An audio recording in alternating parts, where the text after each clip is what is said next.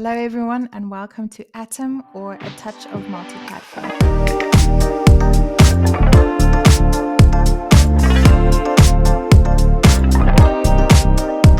My name is Pamela Hill. I'm a developer advocate for JetBrains.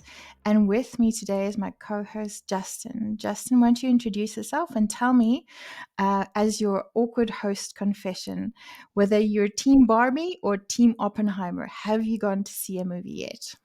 Great question. So I'm Justin, working at Touchlab, and Barbie versus Oppenheimer. I know a lot of people are going to both. I have not gone to either, and by the time this publishes, I probably still wouldn't have seen them. But I think I would rather go see Barbie than Oppenheimer. Okay, you're Team Barbie, I'm Team but Barbie. like a hesitant Team Barbie, like a Team Barbie in spirit. How about you, Pamela? I'm also a Team Barbie in spirit. I did go see Indiana Jones the other day, so that was pretty cool. But I don't think I'll be going to a cinema in a long time again. The sound is pretty intense, so I was just like, nah, not again. I'll catch it when on the streaming platforms a little bit later. So with us today is Lena Stepanova. I know that she is a fan of pizza, so I would like to know what her favorite pizza is. Lena, could you introduce yourself and tell everybody about your favorite pizza? Hi, I'm Lena, and I really like pizza. I like not only coding pizza, but eating it as well, just like a regular person. And I think my favorite is the basic one, margarita. So when it comes to eating pizza, I'm very basic, and but I don't mind trying any other kinds. I like experimenting. Very cool. Sometimes simplest is the best. Yeah, I'm on the other side of that fence though. I think the last pizza I got was actually a couple days ago, and it was a meat lovers with lots of extra vegetables on it, so it had everything. I like everything on there. I also love your KMPizza project. I was going through your blog post on that. It's very comprehensive. Could you describe what you made and like the general architecture and software stack of that? Thank you. The idea of my blog was to explore Kotlin Multiplatform. Like I enjoy exploring different pizza types. I also like experimenting with technologies. And to be honest, I wasn't planning to write a blog or start a project at all because I was thinking about creating my app, and I started doing so. And at the same time, I was working professionally on some Kotlin multi-platform projects. That's why I knew what I wanted the architecture to be, or that I wanted to use multi-platform. And I started my other project. It was a travel app. I used Coin for networking, Coin for dependency injection, Cater for not networking, SQLite as the local database, and I knew that I wanted to have the UI separately in Compose and Swift UI. Also, I wanted to share the view model layer because it was more of an experiment for me, and also had another project at work where we were doing just that. And so when I had all of that, when I had my Android app, because I started with Android, and the shared part, I got stuck, and I realized that I have the app, but I don't have the data. And my next step was to find out how I can serve my app with data. So I needed a backend. And my only experience with building backends at the time was either with Dart for a small Flutter project or with Node.js. But my knowledge wasn't enough to make a proper independent backend for my app the way I wanted it to be. And I thought that's a good opportunity to learn some backend development. So I was thinking about different opportunities or different options. And I learned that it's also possible in Kotlin. So I thought I'm already working with Kotlin, so why not also try learning backend development with Kotlin? And that's why I started creating my small backend for the travel app. And I realized that there are a lot of things that I had to figure out along the way. I had to learn and dig through documentation and different projects. And at that point, I thought that maybe there are other people out there who would want to do just the same thing. And maybe my knowledge would help them to get through it quicker and at least not make the same mistakes that I was doing at the beginning. So I decided to start a blog and write down my experience and make it easier for the others to start with Kotlin Multiplatform in its full power, starting with backends and all the way to creating iOS app. Awesome.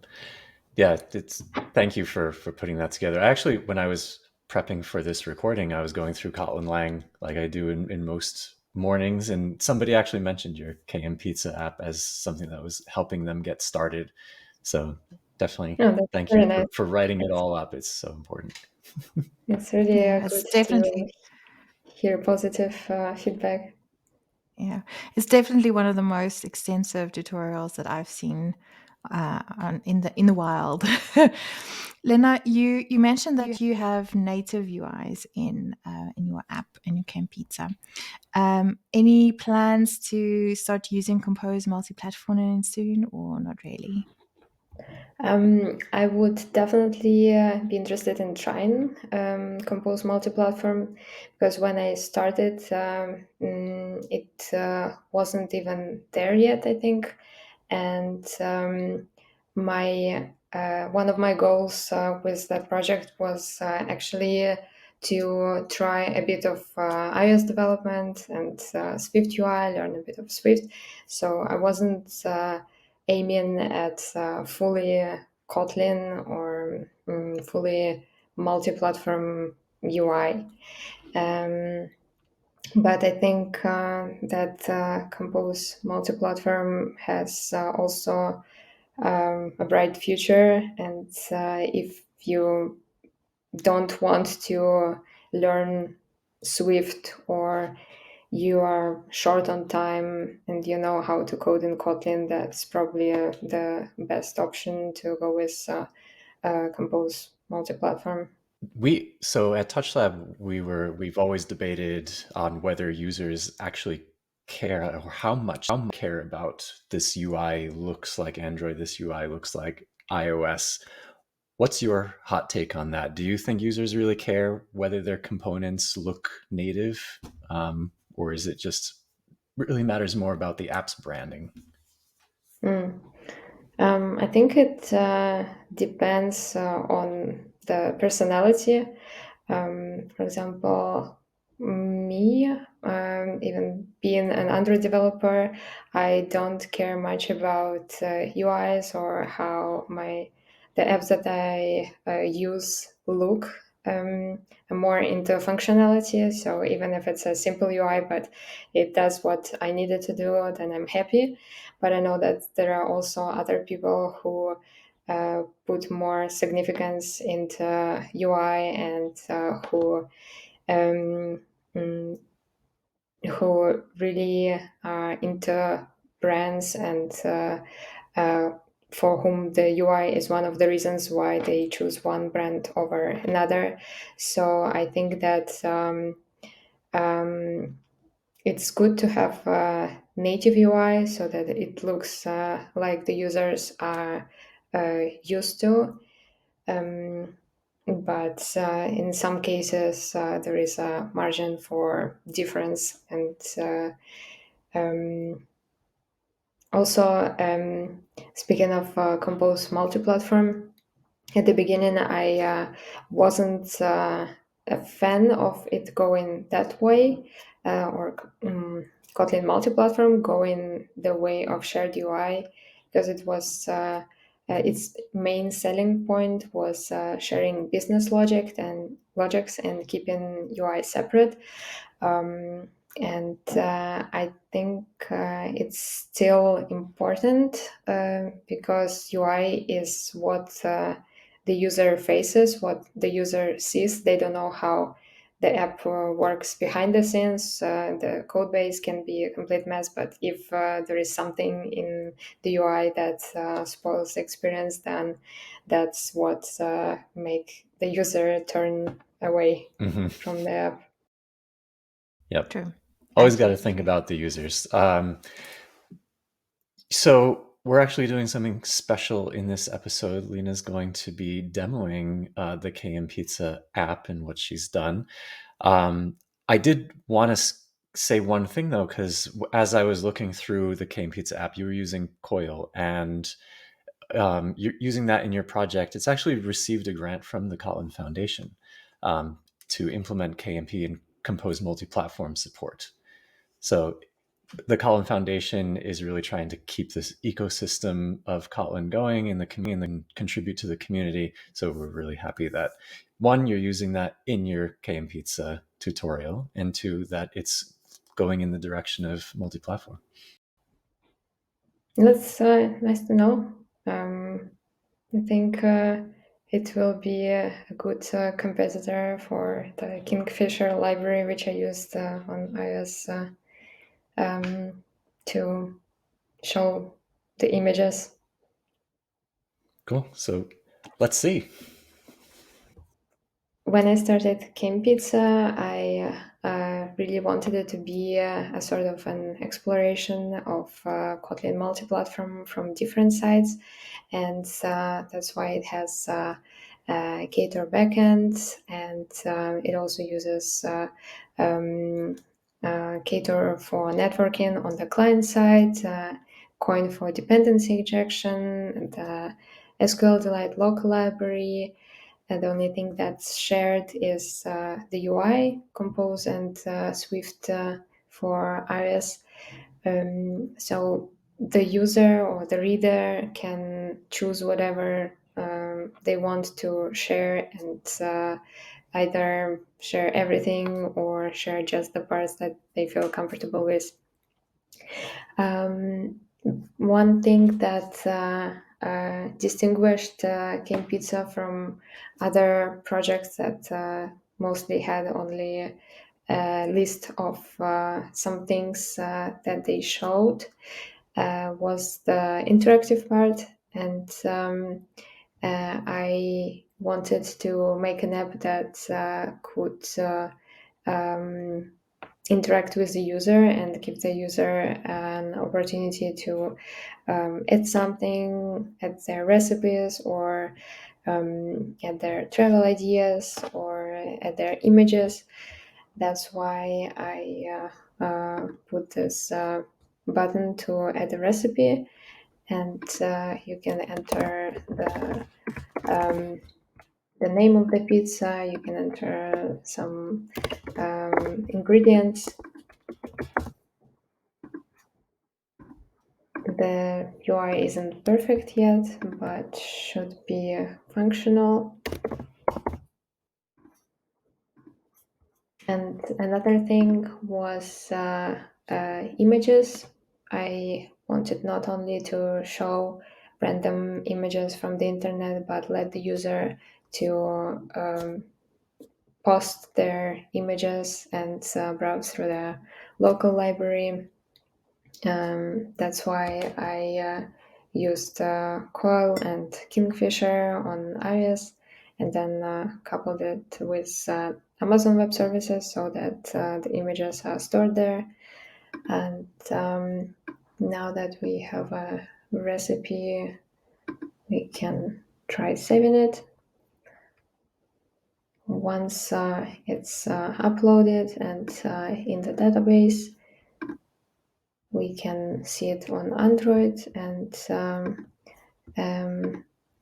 there is also an app for iOS,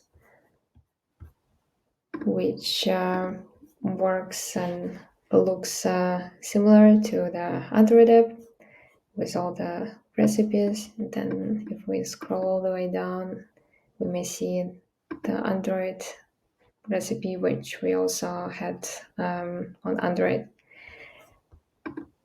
And as in Android, you can also go to the edit screen and create a new recipe. And I would say that these two features, the image hosting or showing images, working with images, and the interactive part, were the most difficult to implement, but they are also quite important for many apps. If your app isn't supposed to just show data, but if you want to make it more involving for the user. Thanks for the Very demo. That cool. was really cool. That was really cool. I think it was our first demo, hey, Justin. Our first demo Yep. at some for a podcast. That's rather unusual, but anyway. So Lena, can so in your previous company, you were working at a software agency, and you did a project where you were investigating adopting KMP. What was that process like, and what would you recommend other folks do that are now in that same position of considering adopting KMP? Mm. To be honest, there wasn't really a process. It was more of a YOLO approach. When the engineering manager suggested a new technology called Kotlin Multiplatform, I had to research where it stands across other cross-platform technologies. And as we were a small software agency with most projects consisting of one Android developer and one iOS developer, we wanted it to be something really efficient. And that was the time when I came across a very nice comparison table by Touchlab. And it's compared Kotlin Multiplatform with React Native and Flutter and Xamarin, which was also which was used a lot in my previous company. And that comparison really lit the light on Kotlin Multiplatform and its power and functionalities. So we were convinced that we should give it a go. So you were a very early adopter of KMP. Can you share any challenges, or what was your biggest challenges that you faced? Yeah, you're quite right. It was very challenging, especially for an early adopter. It felt like a big experiment, and I never knew whether it would fail or succeed. And sometimes I was scared that I will just get stuck and ruin the whole project. So it was scary and exciting at the same time, and rewarding. I would say the biggest challenge was that there was no KMP plugin, and most of the problems came from trying to figure out how to configure the Gradle file so that they can build the shared part, and so that we can make it work both for Android and iOS. And I remember at first it was only me working on the Android app, and I managed to run it. So I was really happy. I was continuing to work, coding away the shared and the Android part, but at some point I stopped checking whether iOS works, and I was just waiting for the iOS developer to join us. And when he joined, it turned out that something doesn't work, and it was difficult to find out at what point it stopped working. So we had to roll back, and in the end, I don't know if we even figured it out, but it was also the time when I decided that I want to learn a bit more about iOS development so that I can not only do the shared part and Android, but also check out iOS app and see why and where it doesn't work. Also, updating dependencies was not easy. As always, it's a struggle finding out which versions work with which, and finding those matching versions until the project finally builds. And one more challenge was finding learning material. So KMP was developing very fast, and the documentation became outdated quickly. And it also wasn't very widely adopted, and there wasn't help on Stack Overflow. Maybe the only source of help was the Kotlin Slack channel. And also, except KMPKit and John O'Reilly's projects, there weren't many tutorials or learning materials, and that made it more difficult to start with. All of Lots that. of growing pains. Yeah, and Pamela working on making sure that there's much more documentation and better documentation. You brought up learning iOS. I think that's a really important point. And the comparison article that Touchlab put out, one of the things it talks about is that Xamarin, React Native, Flutter, those are all sort of making a third platform, and you still need to know both Android and iOS. Kotlin Multiplatform, you should know, if you're an Android developer, you should learn something about iOS. And if you're an iOS developer, you're going to have to learn a little bit about what the Android devs are doing. But you don't have that third platform coming into play, because Xamarin, completely different than native mobile, React Native, different than native mobile. At your previous company, though, you said you were using Xamarin. What led to using that and moving away from it?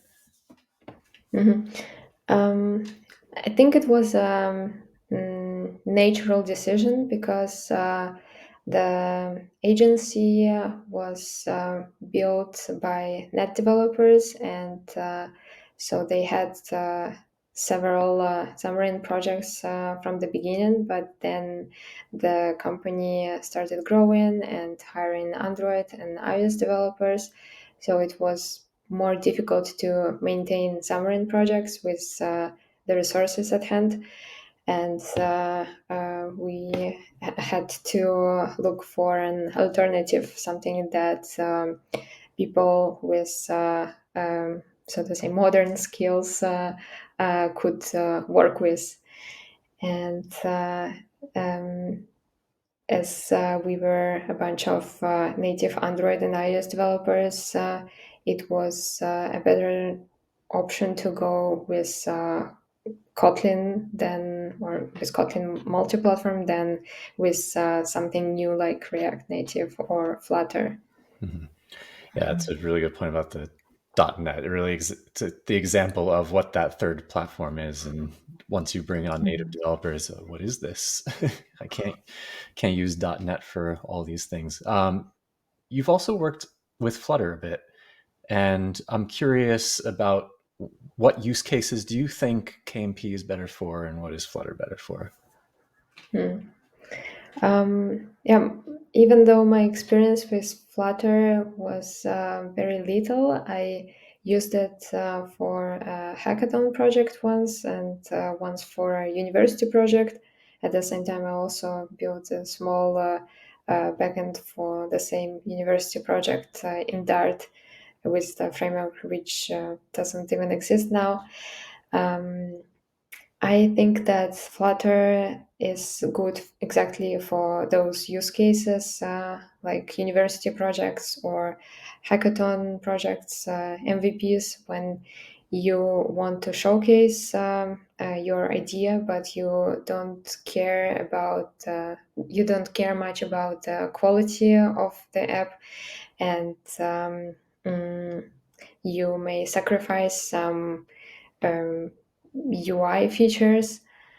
And as for big production apps that require quality, I think KMP would be a better option, especially because you don't need to commit to one technology or commit to sharing everything. You can choose what you want to share.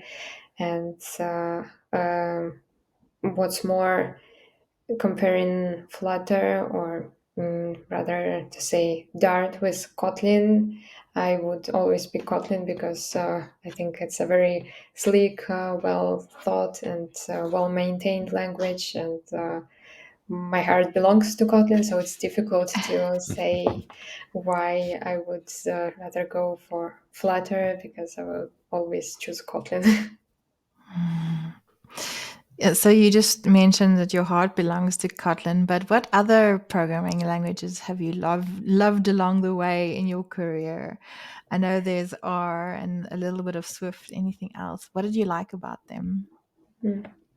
Well, I would say that Kotlin is one love, but I definitely tried other programming languages until I found Kotlin.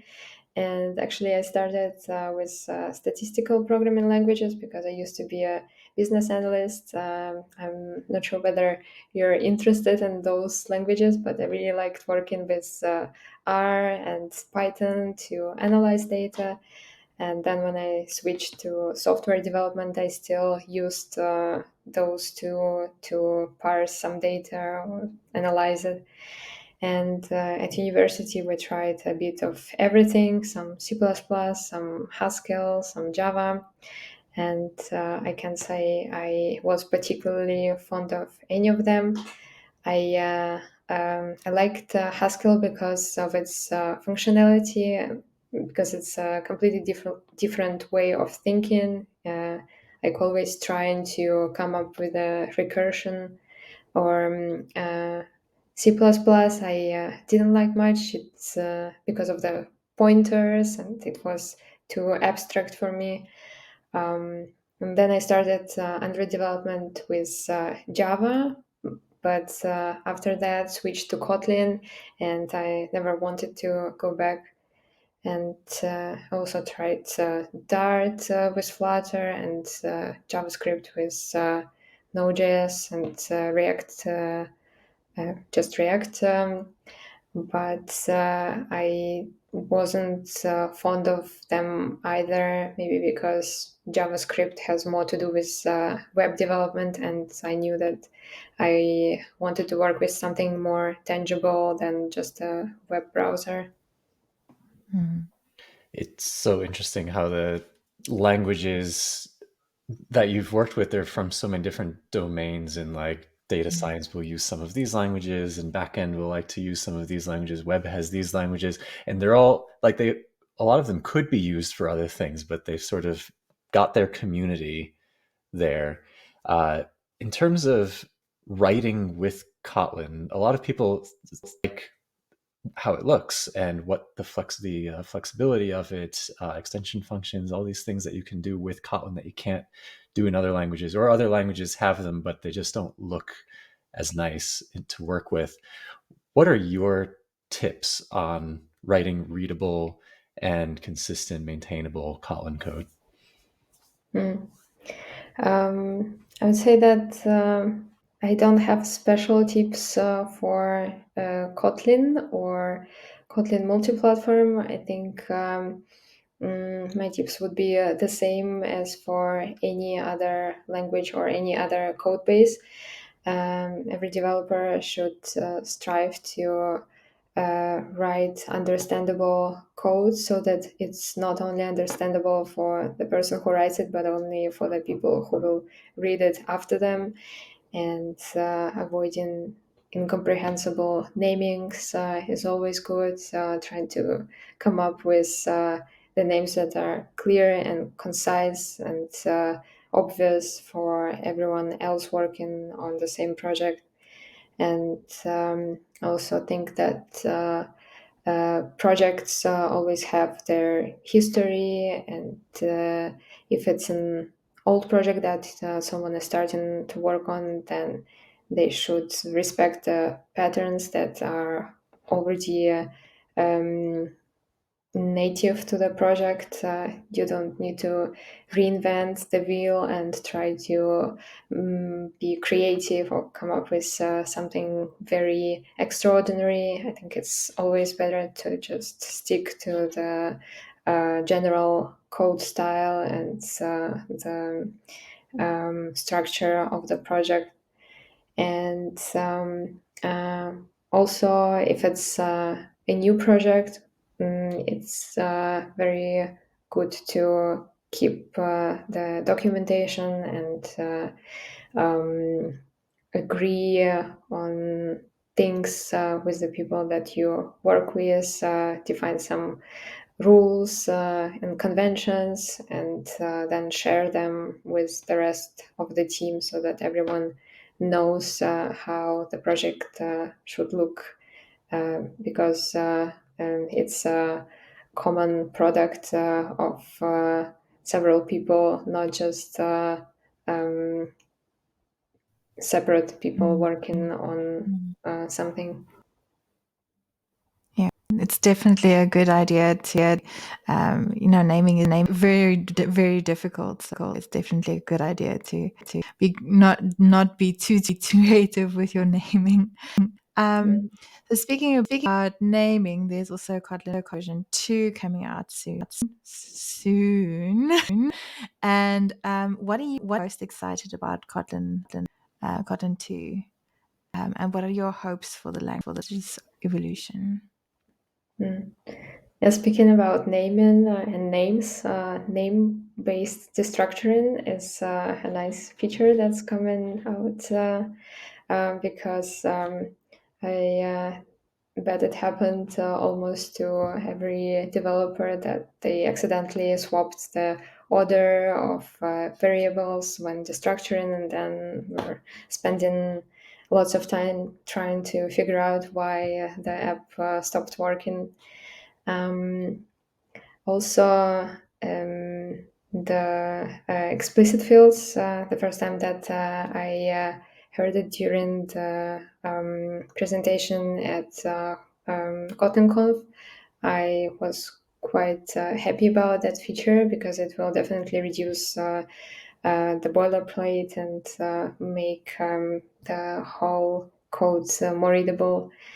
And the demo of Kotlin notebooks was also very impressive. It looked promising, especially it made me happy as an ex-business analyst. Yeah, but I would say I'm happy with Kotlin as it is now, and the fact that it's always developing and bringing in new features and improving, it only makes it better. So you know a lot of computer languages and a lot of details about Kotlin. Do you also know many human languages? I speak several languages, and I really enjoy learning languages, both human and computer languages. So my mother tongue is Russian, and I also speak English, German, Portuguese. As for computer languages, I should probably say that R is my mother tongue, because I started with this statistical programming language, but I would say that nowadays it's a bit rusty, and I No pun could intended to the compare. Rustlang people. And I would also I could compare my Portuguese to Kotlin, because I probably speak English and German better than I speak Kotlin, but I still am quite decent at Portuguese. So I would Mm. say Kotlin is Portuguese, and then Swift would be Spanish. That's super interesting. What do you think is like a difference in learning human languages versus programming languages? I think that there are actually a lot of similarities between programming and human languages. And one of the most important ones is that they both require a lot of practice. And the less you use some language, the more you forget. And it's one thing to Google for words or code chunks, and it's another thing when you have it in your mind and you can be fluent, you can speak fluently, or you can write code fluently. And that's why I think developers can be really good only at maybe one or two languages. It's always nice to try out other languages, but specializing at one or two is the way to go, I think. And another similarity that I see between human and computer languages is that they both have structure and rules, and that's exactly what allows us to learn them. And also, there are languages that are more similar to the others, like languages from the same family. If you learn French, then it will be easier for you to learn Portuguese, and the same goes for programming languages. If you learn Java, then it will be easier for you to learn Kotlin, and when you learn Kotlin, it will be easier for you to learn Swift. But the main difference, I think, is that they don't, the human languages don't evolve anymore, or don't evolve as quickly as programming languages. And of course, sometimes you get new words, even in modern languages, which pop out from some subcultures or trends. But in general, it's the changes aren't as quick as in And programming you don't need to languages. worry so much about backwards compatibility. Like all of a sudden your brain just Exactly. stops working because the language has changed. Yeah, yeah. And it's also nice that we can decide ourselves what we want a programming language to be, what features we want to keep, which features we want to discard. And it's a continuous development cycle. While and also the natural languages, human languages, are mostly used for communication. Even though programming languages have also that functionality, I think they are more powerful than just they have more power than just communication, because we can use programming languages directly to create something. We can describe a UI, feed the code to a machine, and then have an app, roughly speaking. So it's easier to create and be creative with programming languages than with human languages, and it's probably easier to interact with machines than with humans. So you mentioned earlier that you were working as a business analyst and that you were using R, and that kind of inspired, and that experience of using R was really sort of what inspired you to go back to university and study computer science or software development. So, what advice would you give folks in the audience that are thinking of going back to university, or maybe just joining a boot camp, to become a software developer, but later in life, because you were a little bit older at university than the other students? What would you say? What advice would you give those folks? Yeah, I would say go for it. My reasoning was that I wasn't satisfied with my career and I wanted to change. So I was searching for something better. And with computer science or programming, it's easier to change to some extent because all you need is just a laptop. You don't need some special surgical equipment or a plane to get started with. You just get a laptop. But it's also a tricky part because when you have a laptop, it doesn't come automatically that you can program. You still need to invest a lot of time and effort into learning things, and software development comes with a lot of struggle. It's not instantly enjoyable. It's also changing quickly. You have to learn constantly. But if that's what you like, if you're into learning and being creative, then I think that's the right choice. Because no matter how old you are, if you have the desire to create and learn new things, then it will never go away. So it's better to start late than never. Couldn't have said it better myself. Yep, definitely. People learn in different ways too. Like, do you find a more practical approach or a more theoretical approach is better for you, or maybe some mix that works best for you? I think definitely I'm more of a hands-on learner. I need to apply my knowledge so that I can remember what it's about. I'm not good at just listening and getting abstract ideas. I want to apply the theory and create useful stuff, solve everyday problems with my knowledge, not just have it. Yeah, we've heard that a few times. We were talking to Philip Lochner in a previous episode, and he was saying like when he was studying, it was too theoretical. For you, in your experience in the university curriculum, what would you like to see more classes on or more focus on? Mm, so in my experience, the university in Germany can be a bit too theoretical. We definitely had some courses that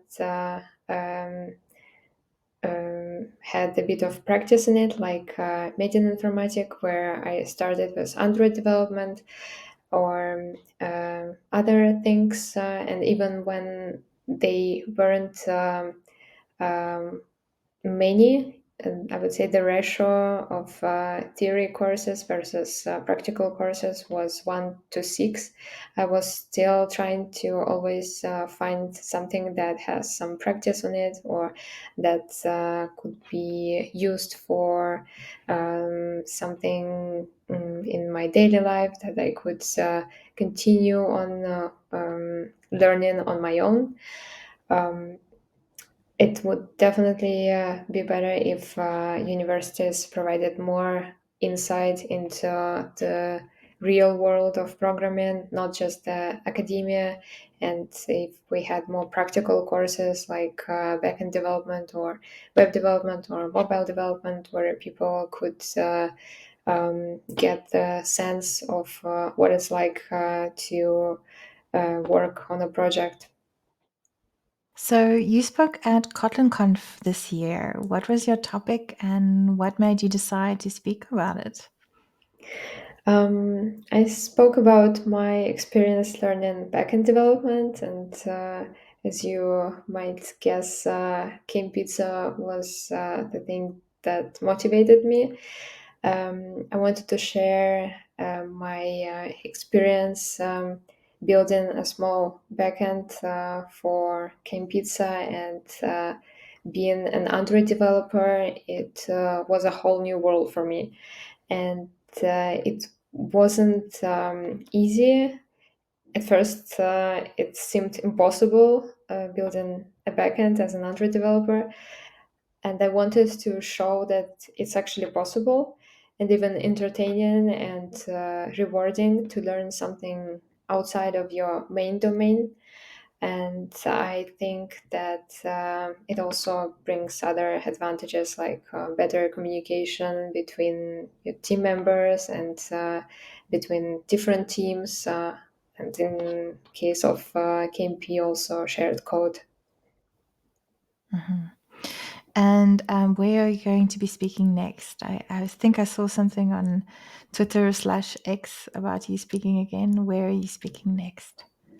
Yeah, my next conference is DroidCon New York, which I'm very excited about. Cool. And actually, my Kotlin Conf talk wasn't the main idea. It was more of a spin-off from another idea, which I'm going to present at DroidCon.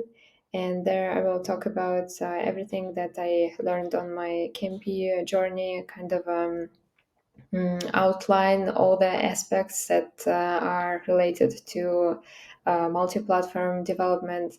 And one thing that I wanted to show is sort of an Android development path or Android development map, because when I started out with Android development, there were those development paths on the internet.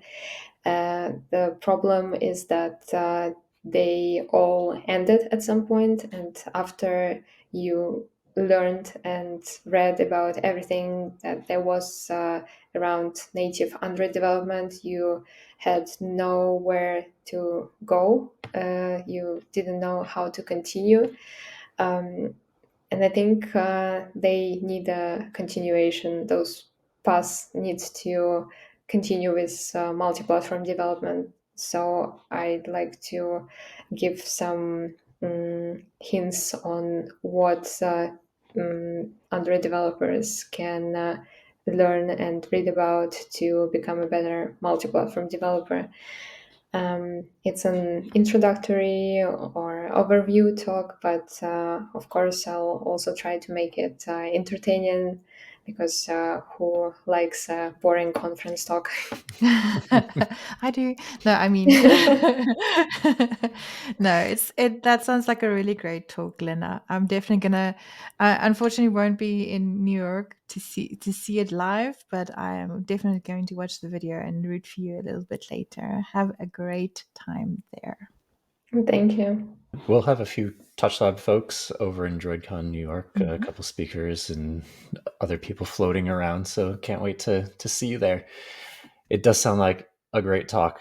There's a lot of Android developers who would want to know what's next and what else can they do with their knowledge of Android. Lena, thank you so much for joining us today on Atom. You're doing amazing things with KMP, and I'm glad you could share your experience. As always, thank you to our audience. We hope to have you on the show someday. And until then, you can leave a comment about what you are doing with KMP. Thanks again, Lena. Thank you, Pamela. Push the like button. I'm seeing Pamela tell me to do that. And bye. Bye, everybody. See you next time. Thank you, Thanks everyone. a lot. Bye. Bye.